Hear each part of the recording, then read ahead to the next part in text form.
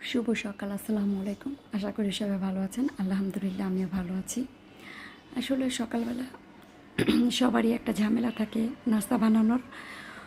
তো গরমের মধ্যে আসলে অনেক আলসামি লাগে এখন বানাতে, তারপর উঠতে হয়, বানাতে হয়, নাস্তা খেতে হয়, ছেলে মেয়ে থাকলে স্কুল মাদ্রাসায় দিয়ে আসতে হয়। এই নিয়ম প্রতিদিন চলছে আমাদের জীবন কাহিনী। তো আর কি, সকালে নাস্তা রেডি করে ফেললাম। আসলে সবচেয়ে বোঝা যায় কি জানেন, মন ভালো থাকলে শরীর ভালো লাগে, আবার শরীর ভালো লাগলেও মন ভালো লাগে। দুটোই আসলে দুটোর সাথে খুব একটা গুরুত্বপূর্ণ বিষয়। এই তো সকালে নাস্তাটা রেডি করে নিলাম। আসলে শরীরও ভালো লাগে না, ইদানিং গরমে অসুস্থ হয়ে যাই, এর জন্য মনটা ভালো লাগে না, আর কিছু না। তো সকালে নাস্তাটা আজকে অনেক দিন পরে পরিবেশন করে খাচ্ছি।